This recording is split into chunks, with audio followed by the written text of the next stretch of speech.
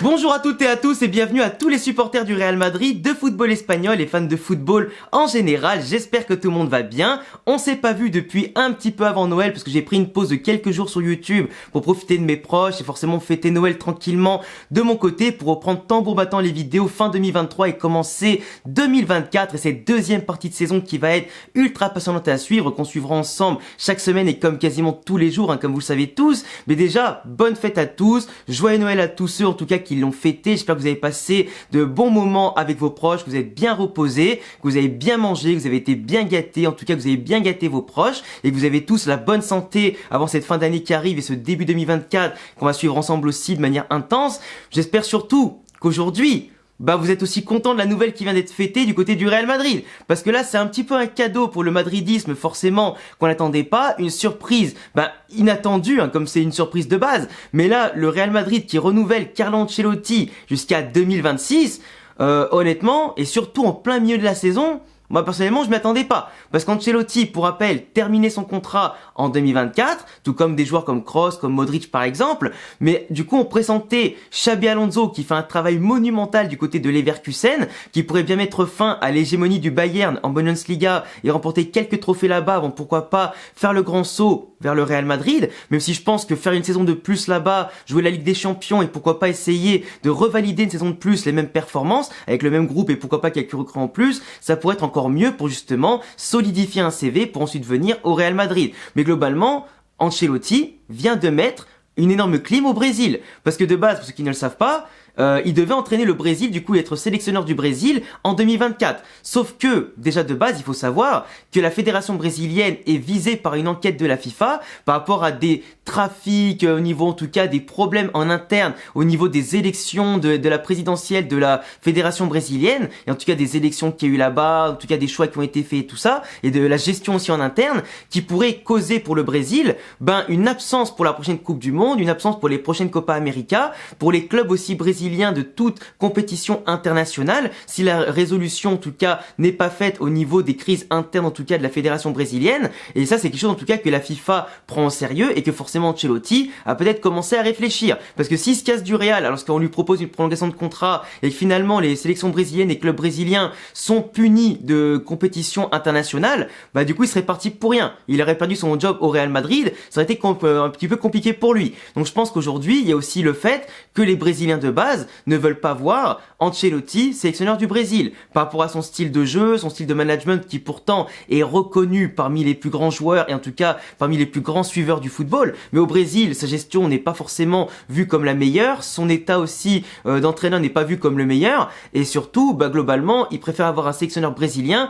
qu'un Italien qui en plus ne parle même pas portugais, la langue locale, au Brésil, tu vois. Et aujourd'hui, je crois que c'est l'entraîneur de Fluminense, là, du coup de Marcelo, qui a sur la double casquette club et sélection, et d'ailleurs même si ça se passe pas forcément très bien depuis la blessure de Neymar et l'absence de quelques cadres, avec des mauvaises prestations tout ça, il préfère avoir un entraîneur brésilien et local qui a du succès, comme celui qui a remporté du coup la Copa Libertadores, que quelqu'un qui a beau avoir de l'expérience mais qui est étranger. Après il y a déjà eu des entraîneurs étrangers, à la tête de la sélection du Brésil, mais aujourd'hui ils veulent vraiment qu'un Brésilien. Donc je pense que tant en interne qu'en externe, l'opinion publique et les problèmes aussi de corruption et qui se passe en interne, ça va peut-être motiver Ancelotti à rester un peu plus au Real Madrid. Il sait qu'au Real Madrid, c'est sa maison, que Pérez l'adore, que Pérez lui propose forcément 1 an ou 2 en plus, il va pas dire non. Du coup, il prolonge jusqu'à 2026, chose qui était inattendue, chose qui va du coup empêcher entre guillemets le Real Madrid d'avoir un nouveau cycle avec un nouvel entraîneur tout de suite et qui assure un deuxième mandat quand même assez long pour Ancelotti. Il a fait un premier mandat de 2 ans la première fois avec une Ligue des Champions, une Copa del Rey,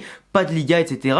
Mais quasiment tous les titres remportés dès son premier mandat. Le deuxième mandat, il remporte tous les trophées, Copa, Liga, Ligue des Champions, Super Coupe et Mondial des clubs, tout ça. Mais au final, je veux dire, là, il prolonge encore plus et ça lui fait quand même beaucoup de saisons. Et je pense que quand tu mets bout à bout, il n'y a pas beaucoup d'entraîneurs dans l'histoire du Real Madrid qui aura entraîné autant. Il a quand même battu quelques records dans le monde du football. Il a remporté tous les championnats dans les 5 grands pays d'Europe. Il a remporté 4 Ligues des Champions. Il a quand même remporté énormément de trophées. Il a entraîné les plus grands joueurs à travers le temps, la plupart du temps, et à travers les époques. Mais globalement, c'est quelqu'un qui n'a plus rien à prouver, qui a un management avec les joueurs expérimentés et les plus jeunes qui est impressionnant. Moi, la seule chose que je lui reproche à Carlo Ancelotti, c'est de pas donner assez de temps de jeu à des joueurs qui le méritent et de pas mettre en place dans l'effectif une méritocratie, tu vois. Même si un entraîneur, il est pas là pour faire plaisir, il est là avant tout pour gagner, avoir des résultats, plus de méritocratie, plus de rotation, au lieu de rester dans un conservatisme, à mettre toujours les mêmes, et donner plus de chance aussi aux jeunes de la Castilla, en tout cas qui le méritent, comme les Nicopas, etc. Ben moi c'est ça que je lui reproche. Des fois de faire des changements qu'à la 75e, 80e, de pas prendre des fois des risques ou des fois de faire des choix totalement aberrants. Et même si aujourd'hui il fait que les moyens du bord, malgré les absences longue durée, malgré les blessures à répétition, malgré en tout cas le fait qu'il doit à chaque fois faire un petit peu le couteau suisse avec certains joueurs pour les replacer à certains postes et combler les brèches comme il peut, mine de rien, il arrive quand même à s'en sortir. Premier de Liga, premier de son groupe de Ligue des Champions, des performances ultra abouties, un 4-4-2 que j'étais d'ailleurs le seul à défendre sur le YouTube Game, qui a finalement fonctionné comme je l'avais prévu avec une solidité défensive, qui a été jamais vue en tout cas au Real Madrid depuis, je crois, plus de 40 ou 50 ans, voire un peu plus. Même si offensivement, ça pourrait être mieux, même avec sans Vinicius, parfois même sans Rodrigo et sans attaquant de classe mondiale, on arrive à marquer quasiment 2, 3 ou 4 buts par match. C'est absolument phénoménal. Et Ancelotti aujourd'hui, prolonge et en vrai c'est mérité.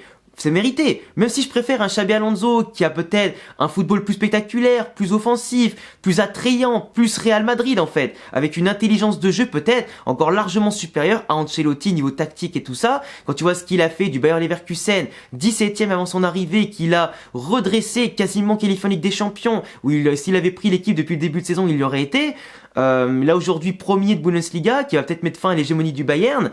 Franchement c'est énorme. Après une saison de plus en Ligue des Champions, ça pourrait lui faire du bien, et pourquoi pas pour revalider des performances stratosphériques comme il a fait cette année pour le refaire l'an prochain, même si le Bayern va recruter cet été je pense, en cas où ils perdent le titre contre le Bayer Leverkusen, pour se relancer et montrer qu'ils sont supérieurs financièrement et au niveau de l'effectif sportif. Mais en tout cas Alonso, ce qu'il fait c'est phénoménal. Qu'il remporte ou pas le titre de Bundesliga à la fin, les records qu'il bat et même les prestations qu'il laisse et l'aboutissement de ce qu'il fait et les progressions des jeunes qu'il a et des joueurs qu'il a, c'est phénoménal, c'est phénoménal. Et aujourd'hui, le voir au Real Madrid, ça aurait été un rêve. Après, peut-être le préparer un peu plus avant qu'il vienne au Real, pourquoi pas. Après Ancelotti, comme je disais, il prolonge qu'à 2026, mais si, imaginons, il fait des saisons blanches à la fin de saison et l'année prochaine, peut-être que le Real Madrid va le virer, tu vois ce que je veux dire, il va pas rester en faisant plusieurs saisons blanches, il a pas l'immunité non plus, Ancelotti, mais du coup en attendant, ça verrouille un peu aussi, ça empêche Raoul pourquoi pas de prendre l'équipe, ça empêche d'autres entraîneurs éventuellement de prendre l'effectif, et d'un côté c'est bien, parce que t'as aussi de la stabilité qui se met en place, t'as un groupe jeune avec des joueurs qu'il a choisis, des joueurs qu'il bonifie, qui fait progresser, dans le cas où il les fait jouer bien entendu, mais dans ce cas, t'as quand même un effectif aujourd'hui qui est plus solidaire que jamais, plus familial que jamais, et qui a besoin, entre guillemets, du même papa pour diriger ses jeunes, tu vois ce que je veux dire. Mais aujourd'hui voilà, le Real Madrid gagne, le Real Madrid est conquérant, mais doit aussi le prouver par des résultats. Garder l'entraîneur qui a bonifié certains, c'est cool, qui t'a ramené des succès avant, c'est cool, mais il faut aussi des succès maintenant et plus tard. Donc voilà, le Real Madrid c'est ce qu'ils font. Ancelotti, il a eu sa prolongation, il l'a signé, avec sûrement un salaire confortable à la clé. Il sait ce qu'il vaut, il sait ce qu'il est, il sait ce que vaut son équipe. Il sait que l'été prochain, 2024, il y aura moins de blessures, il y aura des joueurs qui vont venir, comme Mbappé ou Haaland, Frimpong, Davis ou je ne sais qui. L'effectif sera plus fort que jamais en 2024 et il le sait très bien, et du coup ça peut que amener encore plus de succès si jamais cette année on en a. Même si un succès c'est pas garanti tant que la saison n'est pas jouée, vu la progression de certains et vu ce que tu peux rapporter comme renfort, honnêtement tu peux que dire que le Real Madrid sera encore meilleur l'année prochaine. Clairement, avec un stade tout neuf, avec une ambiance toute neuve, avec tout le stade finalement qui va rentrer dans un Real Madrid 3.0 si on peut dire ça comme ça. Mais voilà, franchement après je suis content. Malgré quelques lacunes tactiques ou de management, Ancelotti, c'est le choix de la stabilité, c'est le choix qu'on a toujours voulu d'arrêter de changer d'entraîneur tous les 2-3 ans, et puis maintenant à voir voilà que chacun progresse, que chacun se tire vers le haut, et c'est pas mal. En plus il y a Vinicius qui revient là en janvier, donc forcément aussi ça va le conforter, le Real peut-être dans une stratégie intéressante, mais on en reparlera en tout cas dans les prochains jours du retour de Vinicius de manière plus complète. Mais franchement bravo Ancelotti pour la signature, bravo au Real Madrid pour la décision, en espérant qu'on ne rate pas Xabi Alonso, qu'il ne parte pas au Bayern entre temps, qu'il ne parte pas à Liverpool entre temps. Et puis voilà, espérons que c'est une décision qui amènera le club vers beaucoup de titres et de succès. Et puis voilà, passez une excellente journée les amis. C'était Alexandre, je vous laisserai vous abonner, cocher la cloche, mettez un petit pouce bleu et puis tous mes réseaux en description. Et à bientôt pour d'autres vidéos. Ciao les frérots.